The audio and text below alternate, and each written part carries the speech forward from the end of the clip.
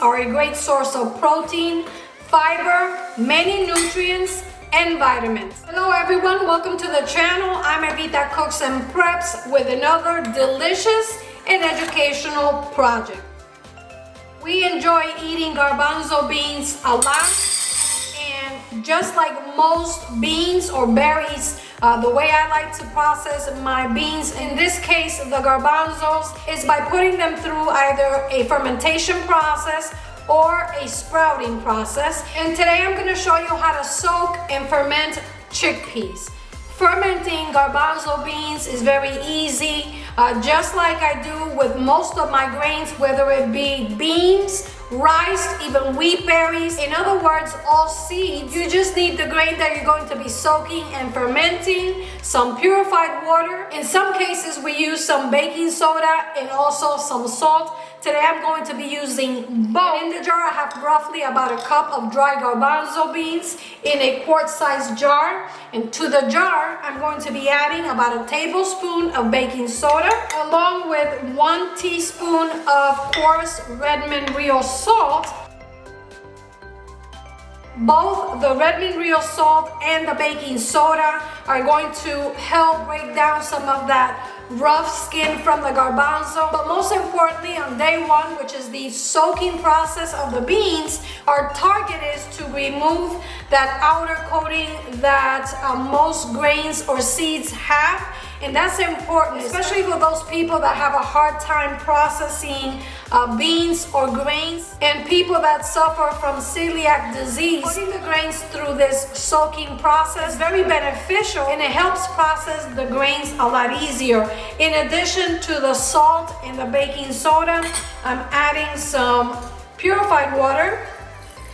I use purified water because I'm going to be fermenting these garbanzo beans. And city tap water contains chlorine, which can either stop or prevent the fermentation process for the beans. And other than that, we are done for day one. Now, how long you soak your beans is entirely up to you. I like to soak my beans for a minimum of 24 to 48 hours. That's going to depend on how much time you have available.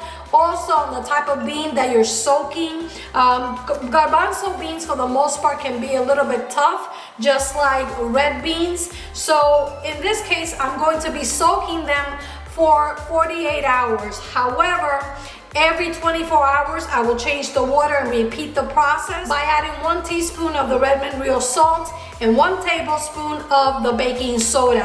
And then again, top it with water. If you're pressed for time, at the end of the 48 hours, you can once again strain and rinse the garbanzo beans until the water runs clear. Cook them and eat them. However, depending on how much time you have available, if you take these garbanzo beans to the next step, which is what I like to do with all of my beans, like these that I have right here that are ready, I like to ferment them for a minimum of 5 days. I repeat the same process daily until the garbanzos are just the way I like them. Also, through the fermentation process, we're going to be able to get some of those healthy probiotics that are very beneficial to our overall health, which is the reason why I like to ferment my grains or beans for at least 5 days. However, if you don't have time and you don't want to go through all that process, after 48 hours, you're ready to cook your garbanzos and enjoy. You want to leave a little bit of headspace in the jar because on the initial soaking,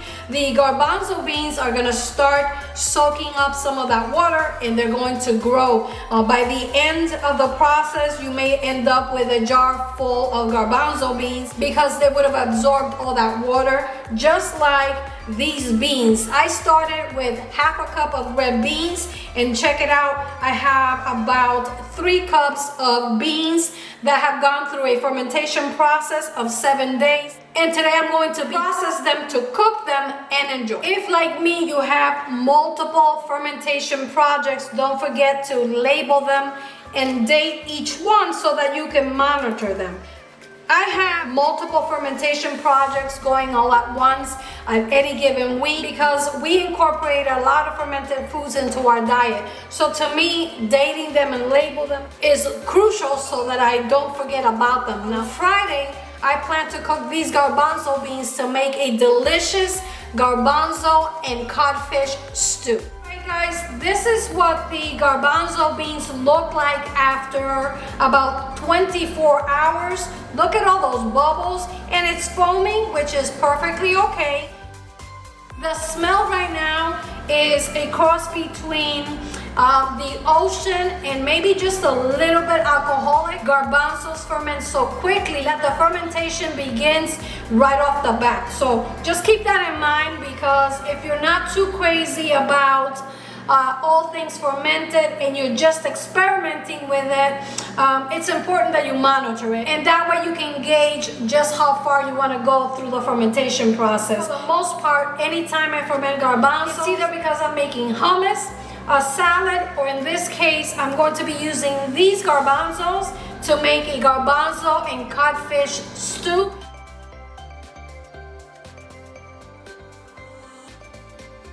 Let me just talk to you guys a little bit about what happens next.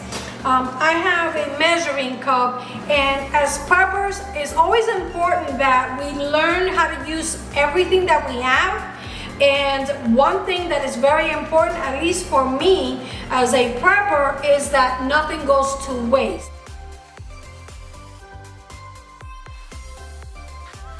What I wanted to talk to you guys about is the water that you get from the fermentation. If you have a garden at home, you can repurpose it in the garden. So just keep that in mind. I'm gonna rinse these on the other side of the kitchen. Okay, so the garbanzos are nice and rinsed. And what I do is I rinse them until the water runs clear. And these sprouting tops are perfect for that process.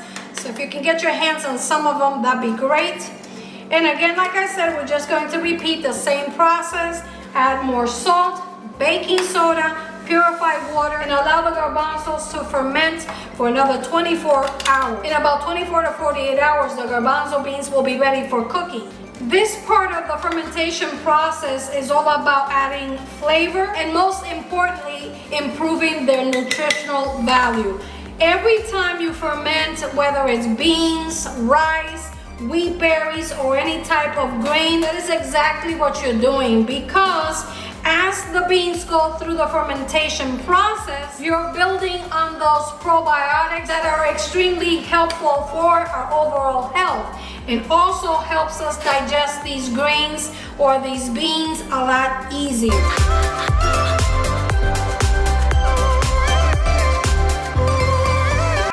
Beans that I've already processed. These are actually ready to eat, and I wanted to show you what they look like. These have been in the refrigerator because they're already fermented and cooked and prepared. But check it out, they look amazing, and in fact these are going to be dinner tomorrow for us. So this is one of the things that you guys can do. If you want to see how I make these beans, again, leave me a comment below the video and I'll be more than happy to put something together for you. For more interesting and delicious recipes like this one, consider subscribing to the channel, like, share, and comment for the YouTube algorithms, and activate the bell so you never miss out on any of my videos. Until next time, I'm Evita, Cooks and Preps. Bon appetit. You really have to try it.